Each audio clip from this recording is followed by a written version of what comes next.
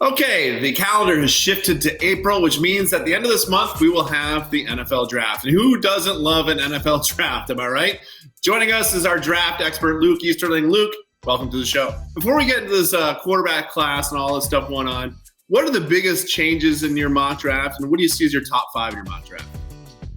Yeah, it's an interesting draft, right? Because we really don't have that clear-cut number one guy, right? There's no consensus really at number one. It feels like Aiden Hutchinson from Michigan is going to be that guy, right? But in terms of, overall prospect value, you could make a strong case for probably 5 or 6 different guys to go in that spot, which means that the changes are really going to start at number one. If it is Hutchinson, like we kind of all expect it to be, it really puts Detroit in an interesting situation. I think they'd love to have Hutchinson obviously at 2, but they really hold the key to the rest of the draft at that point. Do they go quarterback? Do they want to take Malik Willis and make the first quarterback move there? If they want an edge guy and Hutchinson's not there, they have to choose between Trayvon Walker, obviously from Georgia, Kayvon Thibodeau from Oregon. Do they go offensive line? Do they take a safety that high in Kyle Hamilton from Notre Dame? So really the Lions hold the key to the rest of that.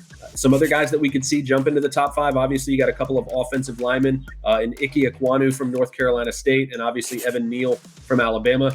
Those guys, those 5 that I just mentioned, are probably going to be the top 5 or 6 in some different order. But always room for a dark horse guy to jump up there and surprise us. And big surprises kind of happened this week, right? With a big trade between the Eagles and the Saints. What does this trade mean to you? Does it look like the Eagles don't have a lot of faith in Jalen Hurts moving forward, as some Eagles fans feel? What do you think is the biggest movement from that trade?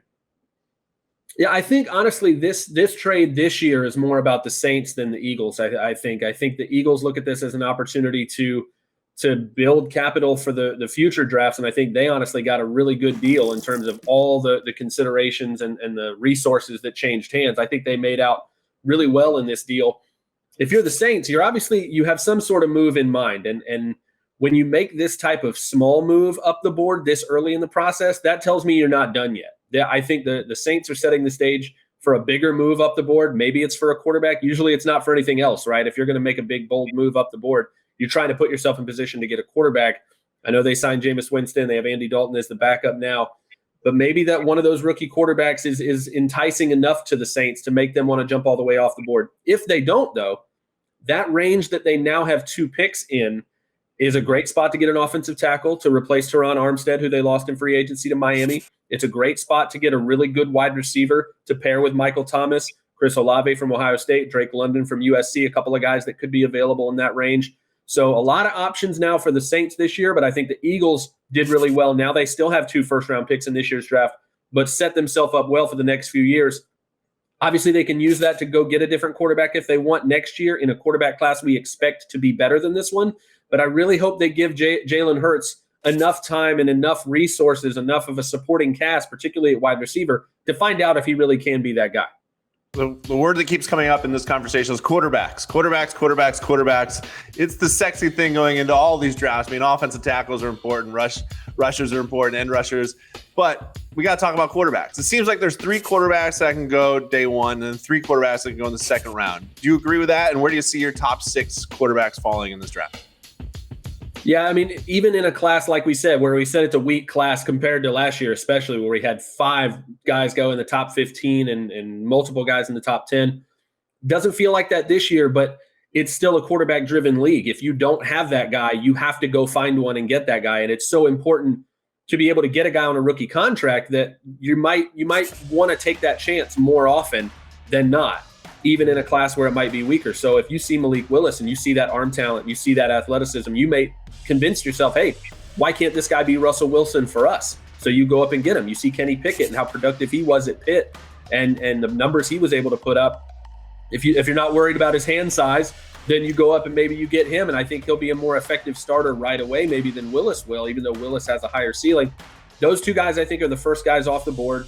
Not sure what order. I would take Willis first, obviously, but especially at quarterback, scheme is going to have a lot to do with that and what a team really wants from their quarterback. The third guy, I think there will be some debate. I think Matt Corral from Ole Miss obviously is going to be in that conversation. But Desmond Ridder from Cincinnati, I think, is the guy to watch. I think he could end up being that third quarterback off the board.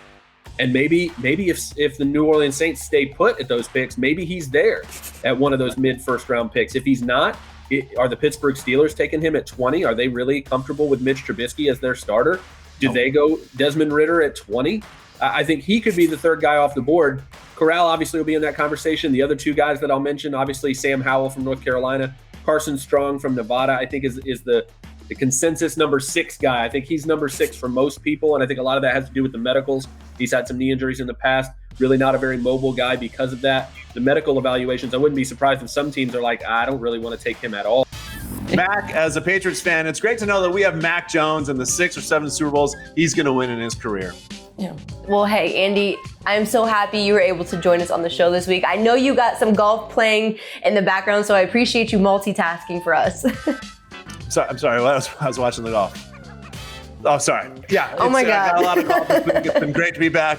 I can't wait to be back. And I got to go watch some golf, Mac. I'll talk to you next week. Until next time, he's Andy Nesbitt, and I'm Mackenzie Salmon. Take it easy, y'all. Hey, sports fans, if you want to watch more sports seriously, be sure to check out these clips right here. And make sure you're subscribed to the channel to see all the great content from us here at USA Today Sports.